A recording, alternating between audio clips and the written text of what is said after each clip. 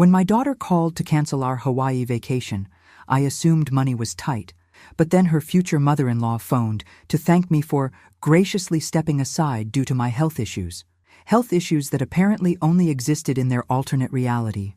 I simply said, "Enjoy yourself," and hung up.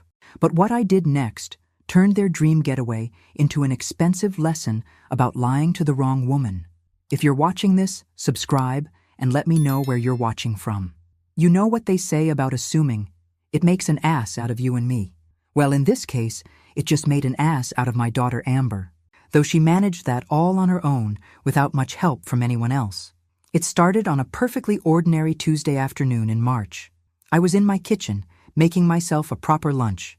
Not the sad desk sandwich I used to eat during my working years, but real food prepared with actual care. When my phone rang with that particular tone that meant family drama was about to crash into my peaceful retirement. "Mom, we need to cancel Hawaii," Amber announced, without so much as a hello. No greeting, no how are you, just straight to disappointing news delivered with all the warmth of a tax audit. Now, I'd been looking forward to this trip for months. At 68, my adventure opportunities don't exactly grow on trees, and the thought of trading my snowy Michigan winter for palm trees and Mai Tais had been keeping me cheerful through the season from hell. We'd planned everything together, or so I thought.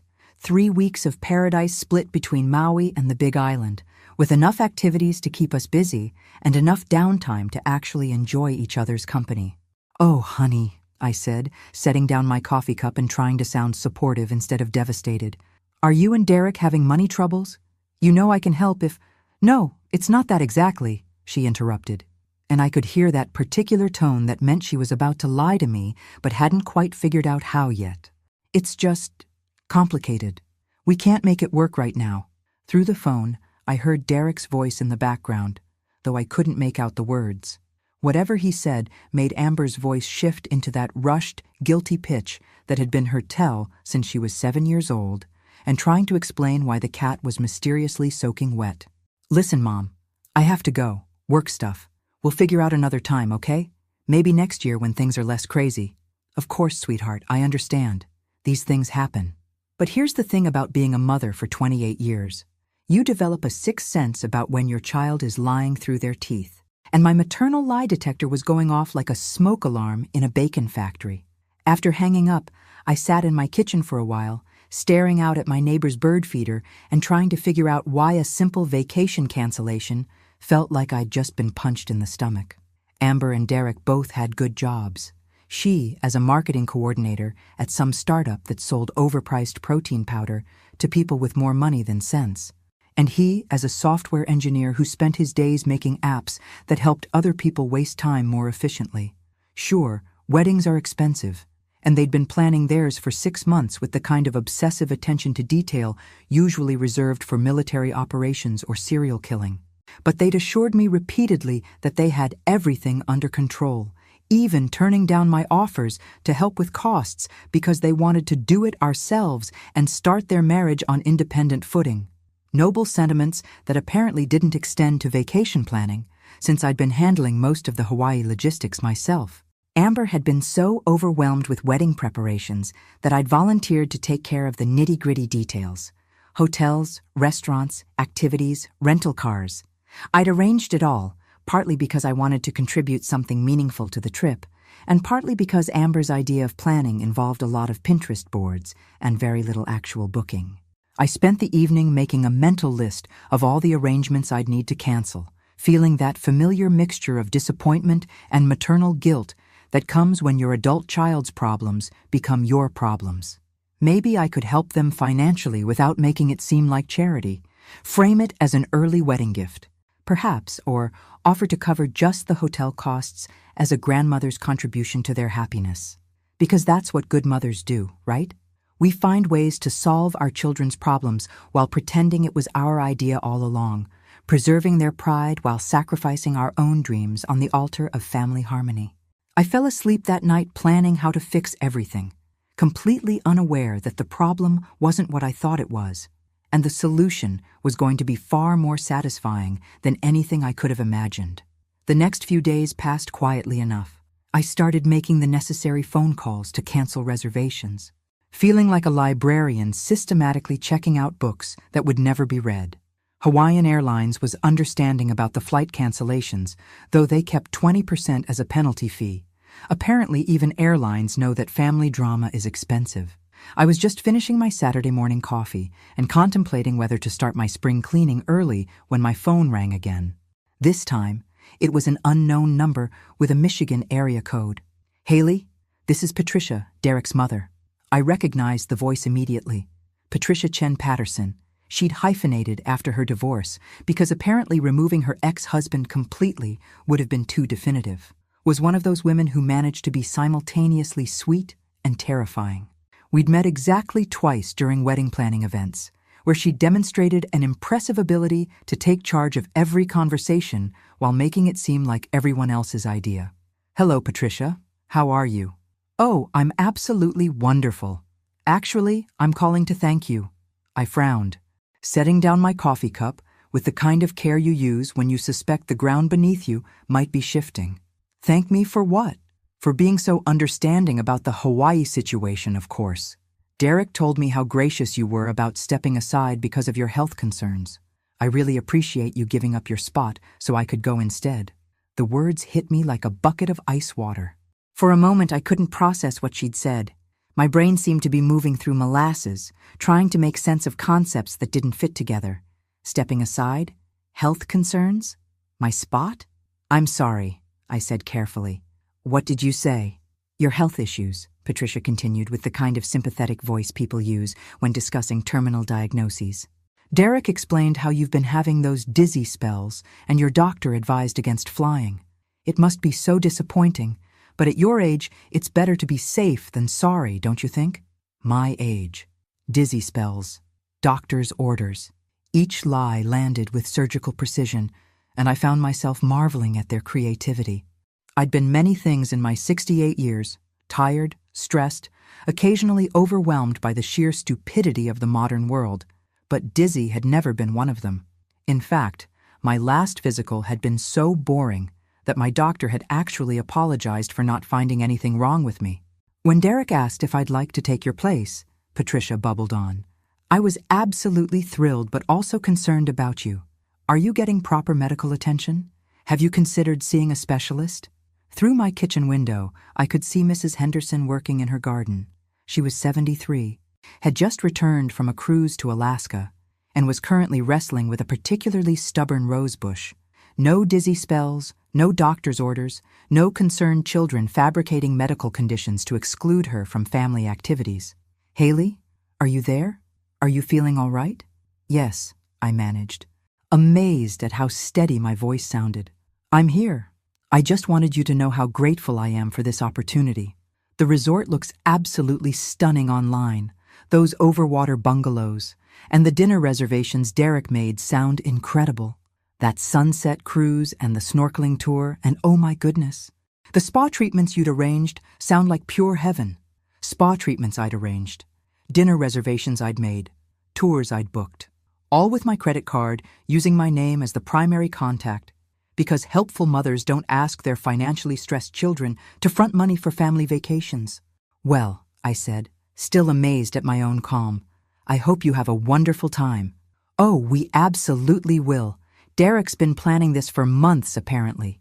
He's thought of everything, even arranged for us to stay in one of those premium suites with the private beach access. He really knows how to spoil his mother." "He certainly does," I thought, especially when someone else is paying for it. "Patricia, can I ask you something?" "Of course, dear. When exactly did Derek mention my health problems to you?" There was a pause, just long enough for me to hear the wheels turning. "Oh, it was, well, recently. Within the last week or so." "Why?" "I'm just curious about the timeline. You see, I haven't been to a doctor in months, and I certainly haven't had any dizzy spells or received any advice against flying." Another pause, longer this time. When Patricia spoke again, her voice had lost some of its cheerful confidence. "Well, I'm sure Derek knows what he's talking about. He's always been very attentive to family health matters." "I'm sure he has. Enjoy your vacation, Patricia." After hanging up, I sat in my kitchen for a long time, listening to the refrigerator hum and watching dust motes dance in the afternoon sunlight. Everything looked exactly the same as it had 5 minutes earlier, but something fundamental had shifted in my understanding of reality. I wasn't hurt. That was the strange part. I'd moved beyond hurt into something cleaner and more focused. I was fascinated, in the way you might be fascinated by a particularly elaborate magic trick, trying to figure out exactly how the illusion worked. They'd planned this. Not a last-minute change of heart, not a financial crisis, not a scheduling conflict.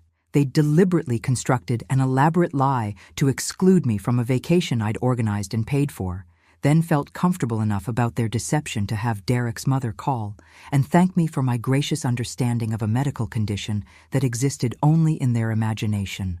The audacity was almost impressive. Almost. Sunday morning, I woke up feeling like a detective who'd finally found the missing piece of a particularly puzzling case. I made myself a proper breakfast, Eggs Benedict with real hollandaise sauce, because when you're planning a campaign of justified revenge, you need to start with decent fuel and spread every piece of paperwork related to the Hawaii trip across my dining room table. Now here's something my darling daughter had apparently forgotten during her years of taking my organizational skills for granted. I don't do anything halfway. When Amber had casually mentioned wanting to visit Hawaii and Derek had started looking at resorts like a tourist reading postcards, I jumped in with both feet and a color-coded spreadsheet. See, being the helpful mom for 28 years had taught me to be thorough. Not just thorough, obsessively, methodically, backup plan for the backup plan thorough. Because when you're managing logistics for people who think planning ahead means buying groceries the same day they intend to cook them, you learn to cover every possible angle. The Grand Wiley Resort reservation, booked and paid for by me, confirmation number carefully filed, cancellation policy memorized. The rental car, my credit card, my name on the contract, full insurance coverage because I'm not an amateur. The dinner reservations at Mama's Fish House, Merriman's, and that ridiculously expensive place on the beach where they charge $40 for fish that probably cost $3 to catch. All made by me, with my name as the primary contact. The snorkeling tour, the sunset dinner cruise, the couple's massage at the spa, even the helicopter tour that Derek had wanted to surprise Patricia with. Every single arrangement had been made by Haley Morrison. Not Amber Morrison or Derek Patterson or anybody else in their little conspiracy of convenience. I'd done this partly because I genuinely wanted to contribute to what I thought was a family vacation, and partly because Amber had been so overwhelmed with wedding planning that she'd barely had time to return my calls, let alone coordinate a complex 3-week itinerary. "Mom, you're so good at this stuff," she'd said. "Would you mind handling the Hawaii details? I'll pay you back when we get the wedding expenses sorted out." Of course, she'd never paid me back. The conversation about reimbursement had somehow evaporated into the ether, the way uncomfortable financial discussions tend to do in families where one person has money and the other person has assumptions about access to it. But I hadn't pushed the issue because I'd been too grateful to be included, too pleased to be useful, too desperate to maintain my position as the helpful mother rather than the burdensome obligation. But legally, financially, and practically speaking, I was the primary account holder for every aspect of this vacation. Every confirmation email sat in my inbox. Every credit card charge appeared on my statements. Every cancellation would require my authorization. I picked up my phone and started dialing. "Grand Wiley Resort, this is Jessica. How may I help you today?" "This is Haley Morrison. I need to cancel a reservation for next week." "Of course, Ms. Morrison. May I have your confirmation number?" 23 minutes later, I'd canceled the hotel reservation and recovered 72% of the payment thanks to their reasonable cancellation policy. The remaining 28% seemed like a small price to pay for the education I was about to provide my daughter about the consequences of deception. The rental car company was even more accommodating. Full refund, no questions asked, and they even thanked me for the advance notice. Apparently, honesty in business relationships is so rare that they were genuinely appreciative. The restaurant reservations required individual phone calls, but most of the hostesses were understanding about sudden family emergencies. The snorkeling tour company actually wished me well and said they hoped everything worked out. The spa was disappointed to lose our business but completely professional about the cancellation. By noon, I'd systematically dismantled every single arrangement that would have made their Hawaiian vacation possible, recovering most of my money in the process.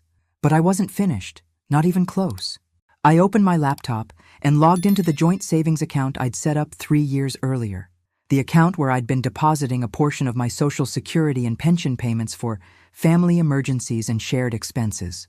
The account that currently held $47,000 in carefully accumulated funds that Amber had access to for necessary expenses, but had never bothered to monitor the balance of. In her mind, it was just Mom's emergency fund, an inexhaustible resource that would always be there when needed, like Social Security or Medicare or unconditional maternal love. She'd use the debit card occasionally, always asking permission first, never checking the actual balance because she assumed it contained whatever modest amount was appropriate for an elderly woman's emergency fund. She had no idea that I'd been living well below my means for years, carefully saving money for future adventures, medical emergencies, or home improvements. She had no idea that being widowed and financially independent meant I could afford to be generous because I was being smart, not because I was desperate to buy affection. I transferred every penny to a new account at a different bank, an account with only my name on it, protected by new passwords and security questions that only I would know the answers to. Then I called the old bank and closed the original account entirely. When Amber stepped off that plane in Honolulu, expecting to use our money to salvage their vacation, she would discover that the card in her wallet was now connected to an account that no longer existed. Not temporarily frozen, not requiring authorization, but completely non-existent. For the first time in days, I smiled, and then I laughed.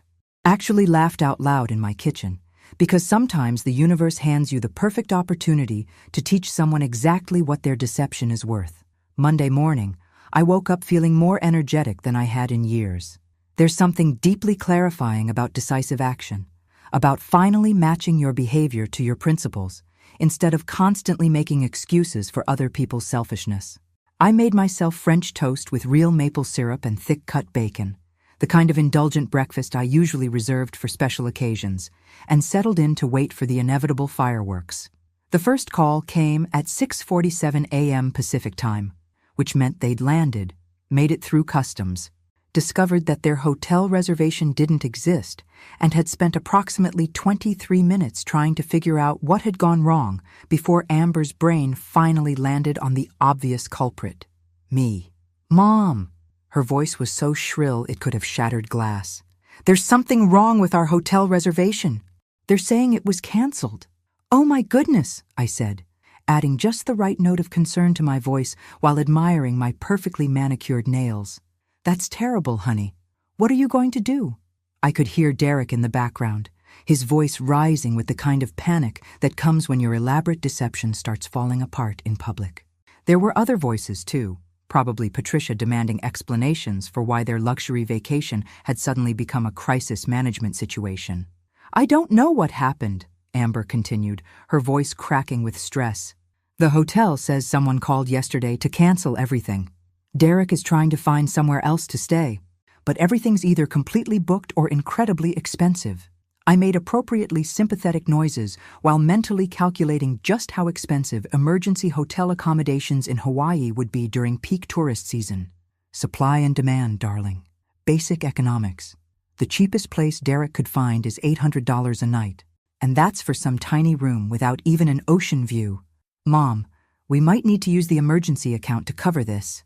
Of course, sweetheart. Whatever you need to do. There was a pause while Amber presumably tried to access the account, probably standing in some overpriced hotel lobby while other tourists watched the drama unfold. I imagined her confidently handing over the debit card, expecting it to solve all their problems with the magical efficiency that my money had always provided in the past. Mom, the card isn't working. It says the account is closed. That's very strange, I said thoughtfully. Are you sure you're entering the number correctly? Sometimes those card readers can be finicky. I've used this card 100 times. Mom, what's going on? Did something happen to the account? Behind her, I could hear Derek's voice getting louder. and Patricia's concerned questions, and the general chaos of three people discovering that their financial safety net had suddenly vanished. It was like listening to a very expensive episode of reality television, except I was both the audience and the producer. "I'm sure it's just some kind of technical problem," I said soothingly. "You know how computers can be. Banks have glitches all the time. Can you call them? We need this sorted out right now. We're stranded here with nowhere to stay and no way to pay for anything." "I'll see what I can do, honey." "Mom, this is serious. We're literally standing in a hotel lobby with our luggage, looking like idiots, while Derek tries to explain to the front desk why we don't have a reservation that we definitely made." "Well," I said carefully, "didn't you budget for the trip expenses before you left?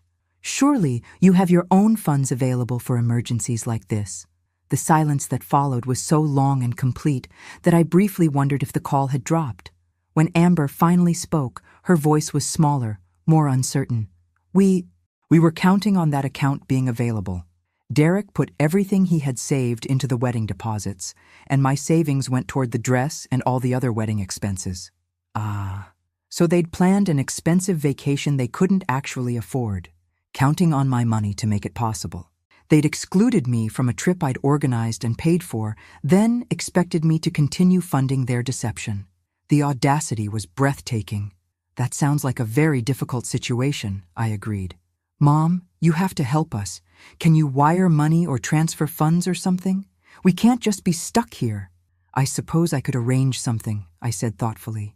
"But I have to admit, I'm a bit confused about the whole situation." "What do you mean?" "Well, when you called last week to cancel the trip, I naturally assumed it was because you were having financial difficulties. But now it sounds like you never intended to cancel at all. The trip was just redirected." Another long pause. This one with a different quality. More careful, more calculated. "There was a miscommunication," Amber said slowly. "What kind of miscommunication exactly?" "Mom, can we talk about this later?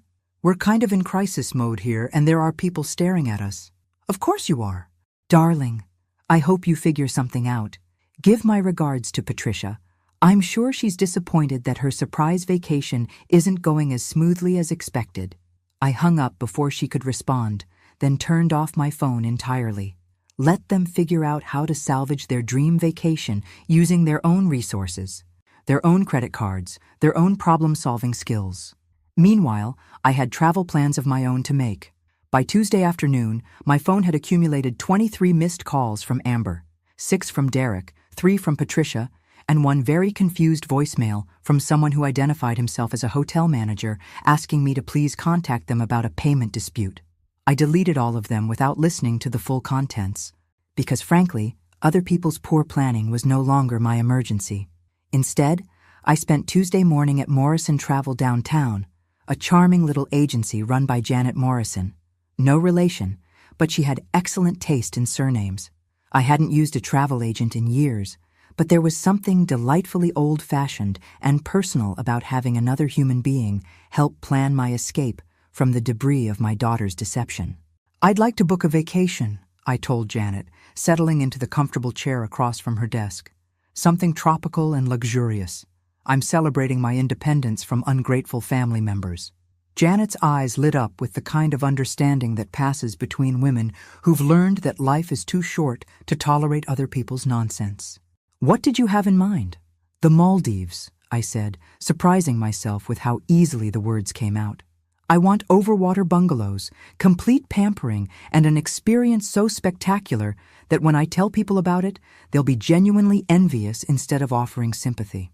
The money I'd recovered from the Hawaii cancellations, combined with funds from my personal savings account, was more than enough for a truly magnificent solo vacation. Not just adequate, not just comfortable, but genuinely luxurious in a way I'd never allowed myself before. "When would you like to travel?" "As soon as possible, preferably before my daughter figures out how to use someone else's phone to continue harassing me." Janet laughed and started working her magic with airline schedules and resort availability. While she typed and clicked and made phone calls on my behalf, I sat in her sunny office, sipping complimentary tea and watching normal people go about their normal lives outside the window. There was something profoundly satisfying about making plans that included only my own preferences, my own schedule, my own comfort. No one to consult, no one to accommodate, no one to pretend I was grateful for whatever scraps of consideration they were willing to throw my way. "I've found something absolutely perfect," Janet announced, after 20 minutes of professional magic. Soneva Jani Resort in the Maldives. Oh. 5 nights in an overwater villa with a glass floor, private deck, and personal butler service. Seaplane transfers, all meals included, and spa treatments that will make you forget you ever had family drama. "When can I leave?" "Thursday morning, day after tomorrow." Sold. Thursday.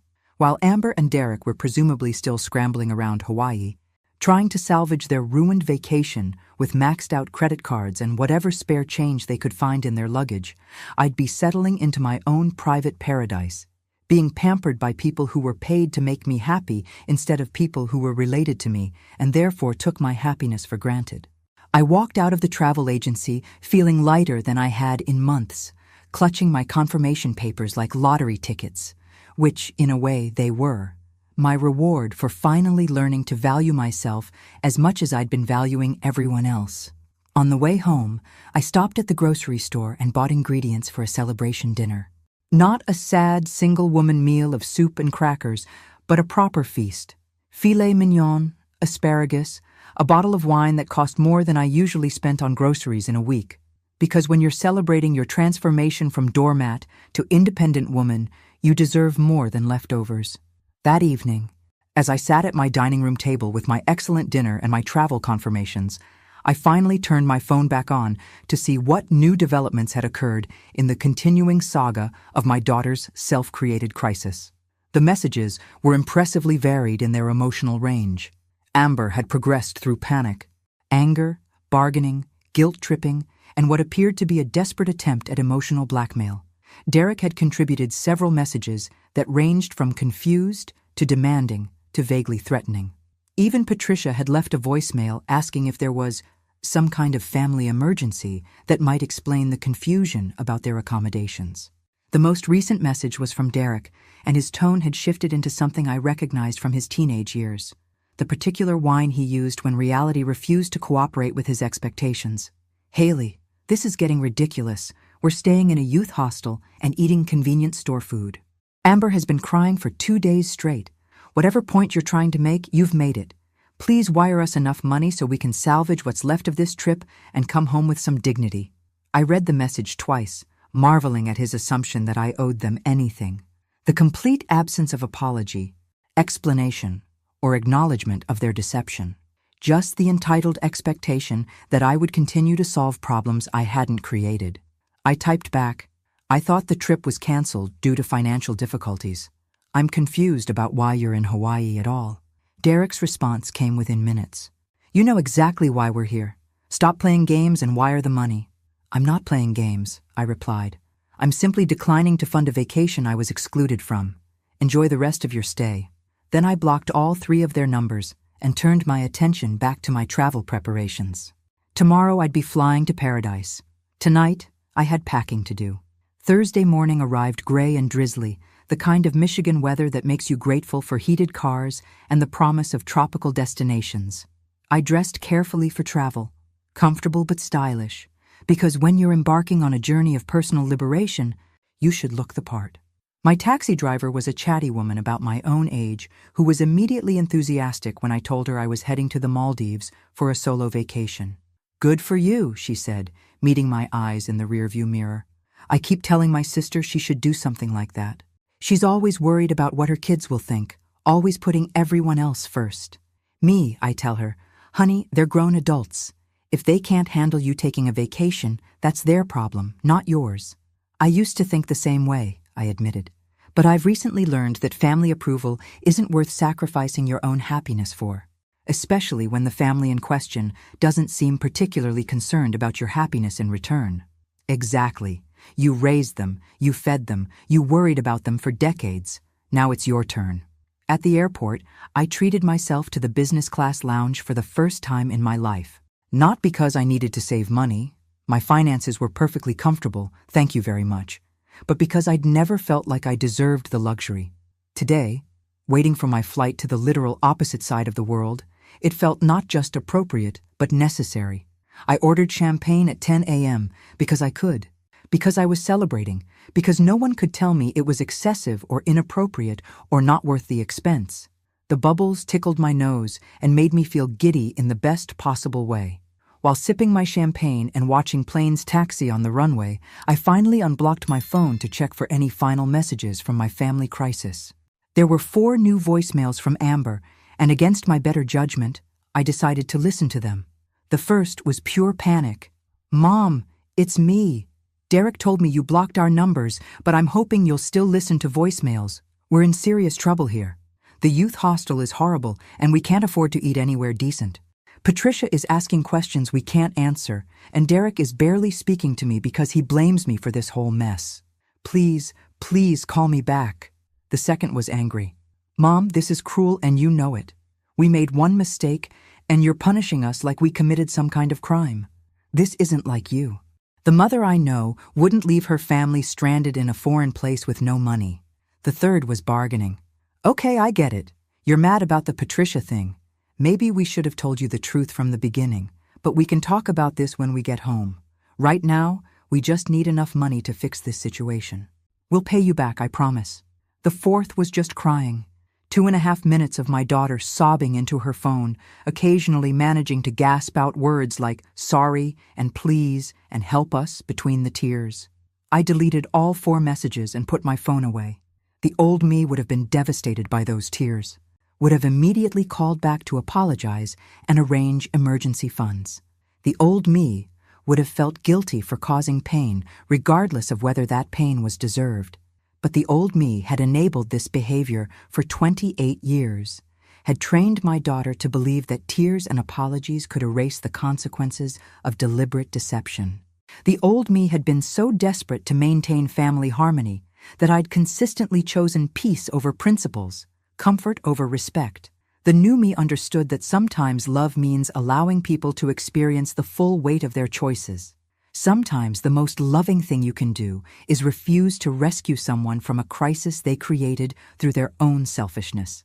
My flight was called, and I gathered my carry-on with a sense of anticipation I hadn't felt in years. Whatever Amber was learning about herself and her priorities in that youth hostel, she was learning it without my financial intervention or emotional management.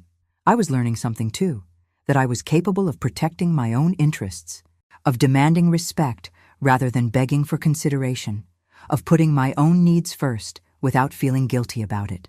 As my plane lifted off from Detroit Metro, I pressed my face to the window and watched the ground fall away below. Somewhere over the Pacific Ocean, my daughter was probably composing another guilt-laden message or trying to figure out how to restore access to my money. But I was flying toward something infinitely better, a vacation designed around my happiness, funded by my resources, and planned according to my preferences. For the first time in decades, I was the protagonist of my own story instead of a supporting character in someone else's drama. And that felt absolutely magnificent. The Maldives exceeded every expectation I dared to have, which is saying something because my expectations had been pretty ambitious. My overwater villa at Sonevajani was the kind of place you see in magazines and assume must be heavily photoshopped because surely nowhere on earth is actually that beautiful. Turns out some places are exactly that spectacular, especially when you're experiencing them with a clear conscience and someone else's money. Well, technically my own money, but money that had been earmarked for funding other people's deception. My personal butler, Arjun, was the kind of professional who anticipated my needs before I knew I had them. When I mentioned enjoying morning coffee while watching the sunrise, he began appearing each dawn with perfectly prepared espresso and fresh pastries arranged on fine china. When I admired the resort's infinity pool, he discreetly arranged for private swimming sessions during the most peaceful hours, when the water was like glass and the only sounds were gentle waves and distant birds. For 5 glorious days, I lived like the main character in my own story instead of a supporting player in someone else's drama. I snorkeled among coral reefs that looked like underwater gardens, enjoyed spa treatments that made my 68-year-old body feel like it belonged to someone decades younger, and dined on cuisine that transformed simple ingredients into works of art. But the real luxury wasn't the accommodations or the service. It was the silence. No phone calls demanding explanations for my unreasonable behavior. No guilt trips disguised as family concern. No one expecting me to sacrifice my comfort for their convenience while acting like I should be grateful for the privilege. Every morning, I woke up in my overwater villa and thought about my daughter and her co-conspirators, probably still scrambling around Hawaii trying to figure out how to afford basic necessities. I should have felt guilty about their situation. The old me would have been consumed with worry, imagining them suffering while I lounged in paradise. Instead, I felt something I hadn't experienced in years: complete peace. They were adults who had made adult decisions, and they were experiencing adult consequences. My job as a mother hadn't been to shield them from reality indefinitely. It had been to raise them to handle reality competently. If they couldn't handle the fallout from their own deception, that was a failure of character, not parenting. On my third day, while enjoying a massage that probably cost more than most people spend on groceries in a month, I got a text from an unknown number. Amber had obviously borrowed someone's phone, because persistence is apparently a family trait, even when it's misdirected. "Mom, we're sleeping on the beach because we can't afford hostels anymore. Please help us." I read it twice, then showed it to my masseuse, who made sympathetic clucking sounds while working a particularly stubborn knot out of my shoulder. "Family troubles?" she asked in her lovely Maldivian accent. "Family learning opportunities," I corrected. "Sometimes the best education is the most expensive." I deleted the message without responding and asked for extra time on the hot stone treatment. After all, relaxation is serious business, and I was finally taking it seriously. On my final evening, as I sat on my deck watching the sunset paint the sky in shades that would make a professional artist weep with envy, I received another text from yet another unknown number. "Mom, we're flying home tomorrow. We need to talk." I read it while sipping champagne that probably cost more than their entire youth hostel experience, then typed back, "Have a safe flight. I'll be back Sunday." The response came immediately. "Where are you?" "Paradise," I replied, then turned off my phone and returned my attention to the sunset. The flight home felt different from the journey out. I wasn't running away anymore. I was returning with purpose and a magnificent tan. During the long hours over the Pacific, I had time to think about what came next, and it occurred to me that this experience had been more than just a vacation. It had been a masterclass in self-respect. I would no longer be the emergency fund that never required repayment, or the emotional support system that functioned exclusively in one direction. If Amber wanted a relationship with me moving forward, it would be as equals, built on mutual respect rather than my desperate gratitude for whatever attention she was willing to provide. When my taxi pulled into my driveway, Mrs. Henderson was collecting her mail and practically bounced over to greet me. "Haley, you look absolutely radiant. How was your trip?" "Transformative," I said honestly, pulling my suitcase from the trunk. "I highly recommend solo travel for women our age. The world is much more welcoming than we've been led to believe. I might just take that advice. My daughter's always saying I should get out more, see the world. The key," I said, unlocking my front door, "is to see it on your own terms, not as someone else's afterthought." Inside my house, everything was exactly as I'd left it, yet somehow the space felt different. More definitively mine, perhaps. Like a house where the owner had learned to value herself appropriately. I unpacked slowly, savoring the process of putting away clothes that smelled like tropical flowers and ocean air, physical evidence of my successful rebellion against family martyrdom. My answering machine was blinking with 23 new messages, which seemed like exactly the right number for a family crisis that had lasted 5 days without my intervention. I ignored it completely and made myself a proper cup of tea instead. The doorbell rang at 6:23 p.m., which was either excellent timing or very poor timing, depending on your perspective. Through the peephole, I saw Amber standing on my porch, looking significantly thinner than when I'd last seen her, and considerably less sure of herself. No Derek, no Patricia, just my daughter holding a pathetic bouquet of grocery store flowers that had clearly seen better days. I opened the door but didn't immediately invite her in. Sometimes body language speaks louder than words, and I wanted to establish the new parameters of our relationship from the very beginning. Hello, Amber? Mom. Her voice was smaller than usual, uncertain in a way I hadn't heard since she was a child. Can we talk? I stepped aside to let her enter, noticing how she glanced around my living room as if seeing it for the first time. Which, in a way, she probably was. When had she last visited without wanting something?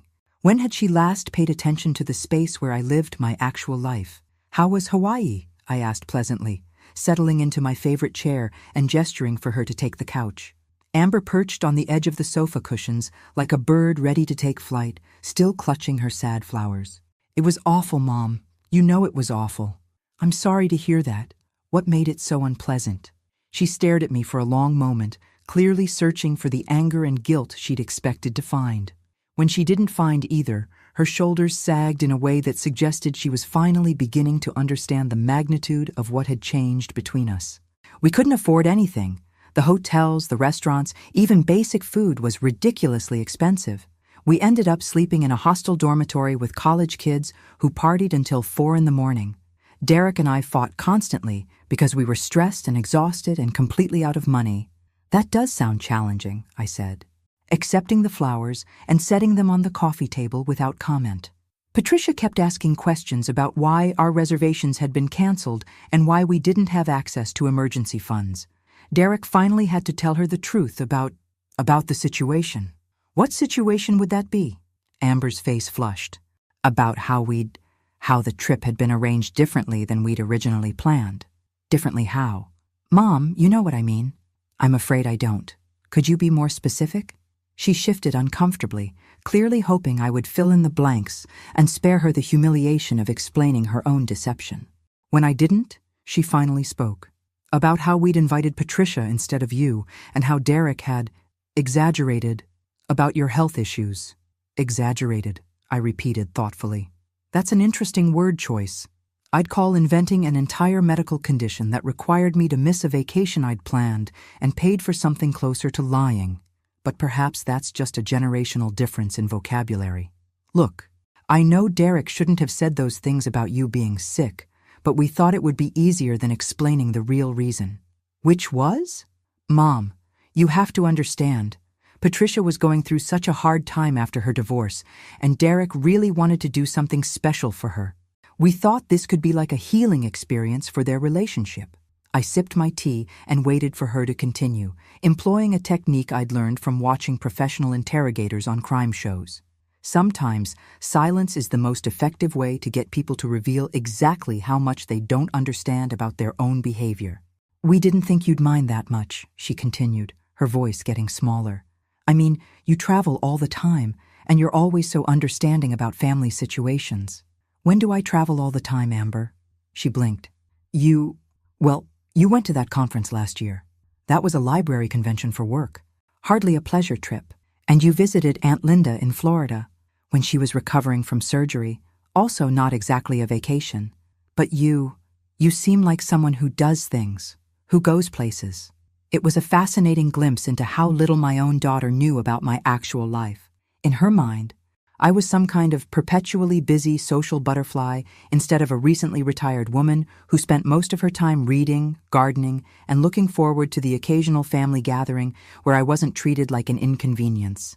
Amber, when's the last time I took a real vacation? A trip purely for my own enjoyment? She was quiet for a long moment. I can't remember. The Maldives, I said. Last week.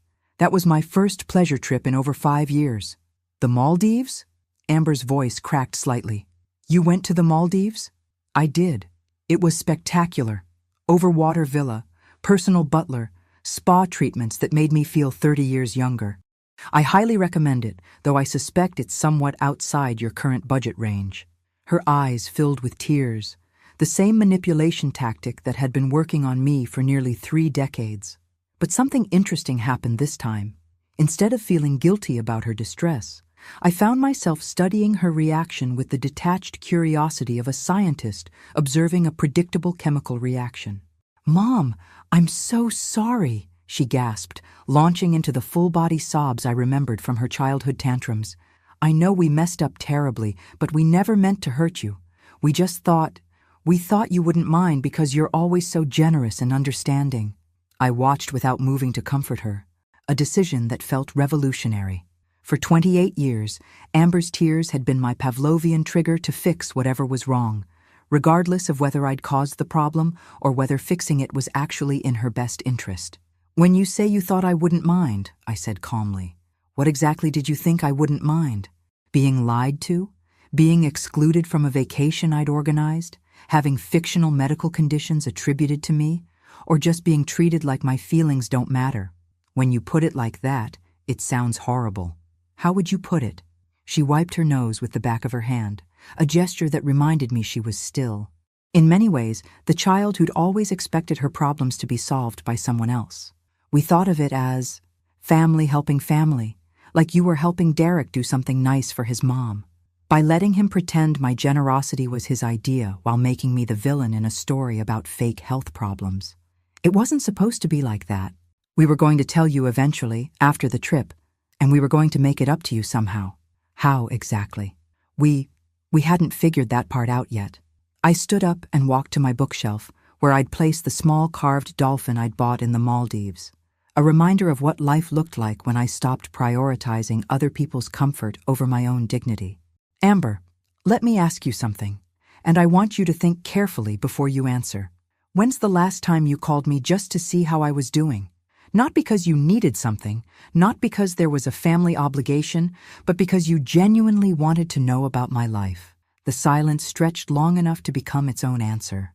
"When's the last time you asked about my interests, my health, my opinions about anything that didn't directly affect you?" More silence. "When's the last time you treated me like a person whose thoughts and feelings mattered as much as your own?" "Mom, that's not fair. You're my mother. It's different." "How is it different?" Because you're supposed to take care of me. That's what mothers do." There it was, the fundamental misunderstanding that had been poisoning our relationship for years. In Amber's mind, being my daughter gave her permanent access to my resources and unconditional forgiveness for her behavior, while requiring nothing from her in return except the bare minimum of acknowledgement that I existed. "You're 28 years old, Amber. You have a college degree, a good job, and a fiancé. At what point did you imagine the taking care of would become reciprocal?" I don't know what you mean. I mean, when were you planning to start considering my needs the way I've always considered yours? When were you going to start contributing to my happiness instead of just taking from it?" Her tears had stopped, replaced by something that looked uncomfortably like confusion. "But I do consider your needs. I invite you to family events. I call you on holidays. You invite me to events where I'm treated like an obligation that has to be accommodated. You call me on holidays because social convention requires it. When have you ever done something purely for my pleasure, without any benefit to yourself? This is ridiculous. Every mother helps their children. That's what being a parent means. Help, yes. But children are supposed to help their parents too. Especially adult children. They're supposed to consider their parents' feelings, treat them with courtesy, include them in decisions that affect them. You're being impossible." I returned to my chair, feeling suddenly tired. Not defeated, just weary of explaining basic human decency to my own daughter. "Amber, did you ever wonder how I could afford a spontaneous luxury vacation to the Maldives right after you assumed you'd left me financially devastated?" She paused her emotional display, looking genuinely confused. I figured you had some emergency savings somewhere." "I do. I have a comfortable retirement income, substantial personal savings, and more financial independence than you've ever bothered to learn about. I don't need your charity or your sporadic attention." "Then why have you been helping us financially all these years?" "Because I wanted to. Because I thought it would bring us closer together. Because I hoped that generosity would be appreciated and reciprocated in ways that didn't involve money. It is appreciated." "No, Amber, it's expected. There's a significant difference." She sank back onto the sofa, looking genuinely bewildered. "I don't understand what you want from me. I want you to be curious about my life.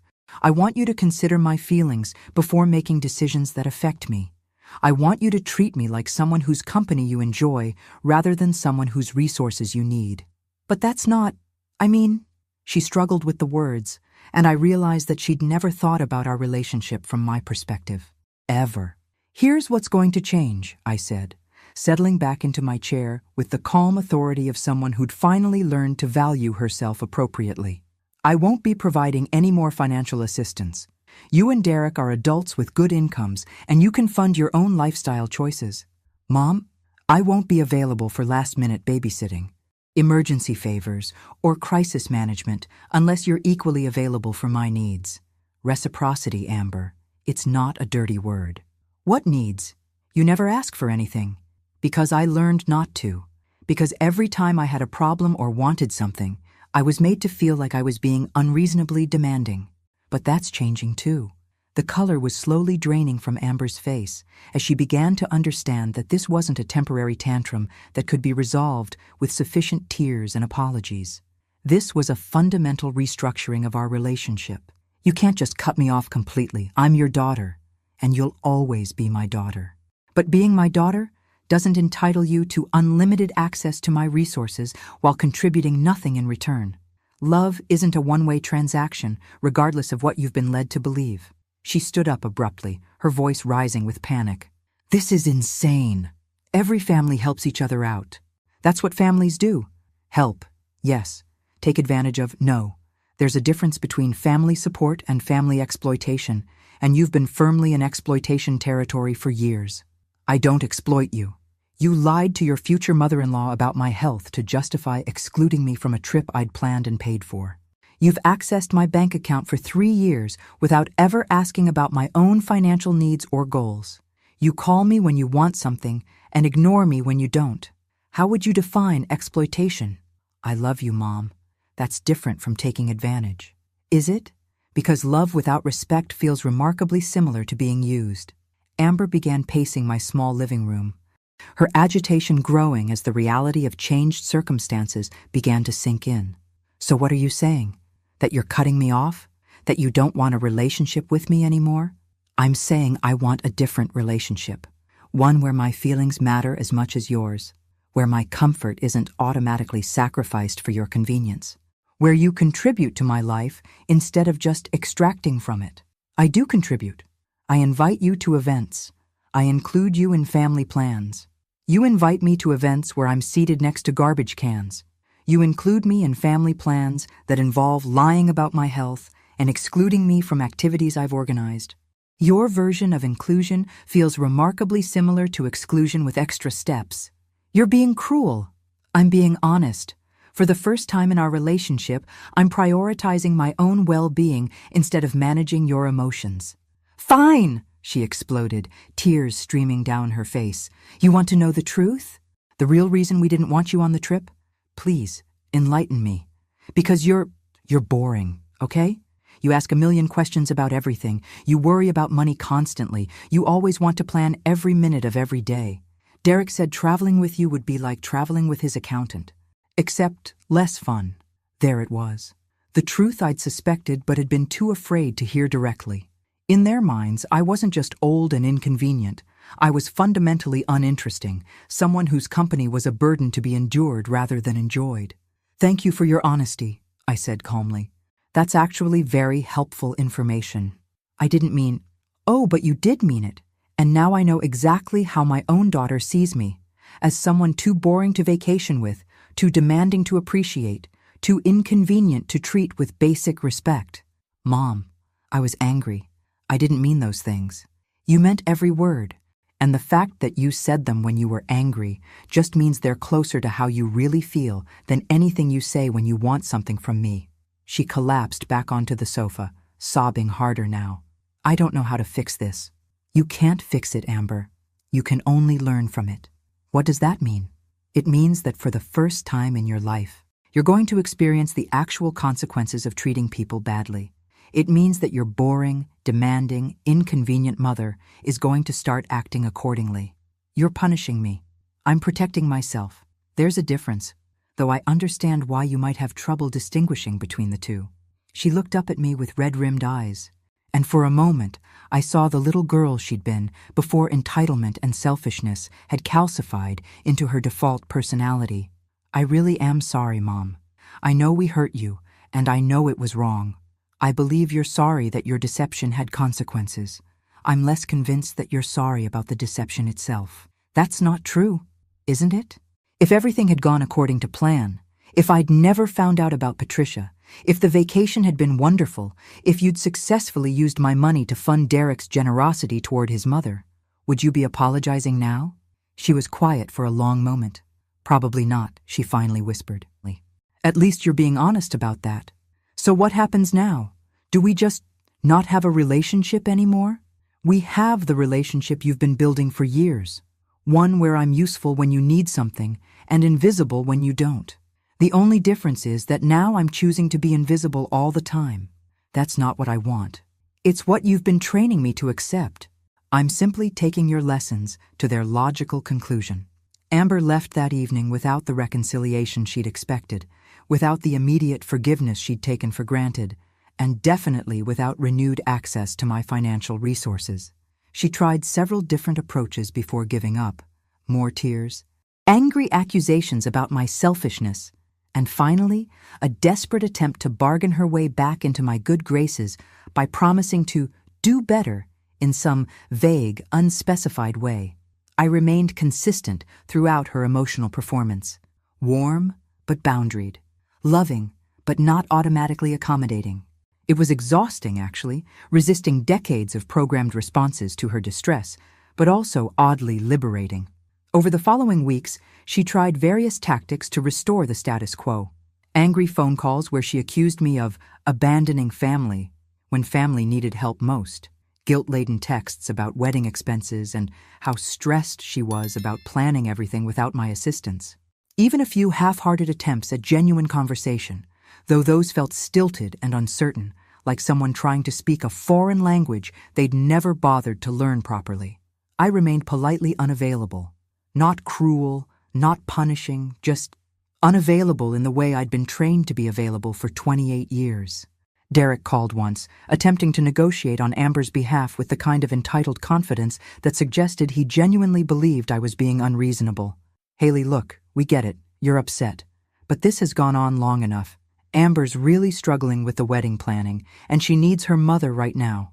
Then she should probably start treating her mother like someone whose support is valuable rather than someone whose resources are automatic. We're not bad people," he said, sounding genuinely confused by my unwillingness to resume my role as the family ATM. "We just made a mistake. You made a series of calculated decisions that showed complete disregard for my feelings and dignity. Actions have consequences, Derek, even when the actions are taken by people who don't consider themselves bad. So you're never going to help us again? You're going to hold one mistake against us forever? I'm never going to be taken for granted again. If you want my help in the future, you'll need to earn it through consistent respect and consideration." Novel concept, I know. The breakthrough came exactly 6 weeks and 3 days after our initial confrontation. I know the timeline precisely because I'd been tracking it, curious to see how long it would take for genuine change to occur versus superficial apology. Amber appeared at my door on a Thursday evening, not with flowers or tears or dramatic declarations, but with a simple, unprecedented request. "Mom, can you teach me how you planned that Maldives trip? I mean, actually teach me, not just do it for me." I studied her face carefully, looking for signs of manipulation or ulterior motives. Instead, I found something I hadn't seen in years, genuine curiosity about my capabilities. "Why do you want to know?"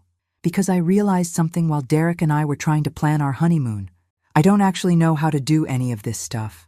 I don't know how to research destinations, compare prices, understand cancellation policies, or manage travel logistics. I've been relying on other people, mostly you, to handle complicated things for me, and I never learned to do them myself. And now you want to learn? I want to understand how you managed to plan such an incredible vacation on such short notice. I want to know how you figured out the logistics, how you found that resort, how you made it all work so perfectly." We spent that evening at my kitchen table, going through travel websites and budget spreadsheets and airline policies. Amber asked real questions, not perfunctory ones designed to flatter me into doing the work myself, but genuine inquiries about currency exchange rates and travel insurance and jet lag management. "You're really good at this," she said about an hour into our session, sounding genuinely surprised. "I've had a lot of practice taking care of myself. I never thought about that before. about you having to figure all this stuff out on your own. I mean, I always just assumed you knew how to do everything automatically. It wasn't a dramatic apology or a complete personality transformation, but it was a beginning. The first time she'd shown interest in my skills rather than just my resources. The first time she'd acknowledged that I had capabilities worth learning from. Slowly, over the following months, our relationship began to reshape itself around entirely different principles. Amber started calling with genuine curiosity about my book club, my volunteer work at the animal shelter, my gardening projects. She invited me to dinner not because obligations required it, but because she discovered I was actually interesting company when treated as a person rather than a service provider. We never traveled together again. When she asked why during one of our slowly improving conversations, I smiled and said, "Because you once told Derek I was too boring to vacation with. I'm respecting your assessment and planning my trips accordingly." She had the grace to blush deeply and the wisdom not to argue. Our relationship now is smaller than it once was, but infinitely more honest. Amber manages her own finances and doesn't assume access to mine. I offer help when I choose to, not when it's demanded. Most importantly, she learned that love without respect isn't love at all. It's just emotional manipulation with a prettier name. I never regretted a single day of that perfect vacation in the Maldives. Every sunset over the lagoon, every spa treatment, every moment of peace and luxury was worth the temporary discomfort of watching my daughter learn to treat me like a human being rather than a renewable resource. And Patricia? She still sends me Christmas cards every year, apparently still grateful for my gracious understanding about the Hawaii situation. I never corrected her misconceptions about my health or my role in the trip's cancellation. Some lessons are best learned through experience rather than explanation. And some people are perfectly happy living in their own version of reality. Besides, her thank you notes are actually quite touching. It's nice to be appreciated, even when the appreciation is based on a complete misunderstanding of what actually happened.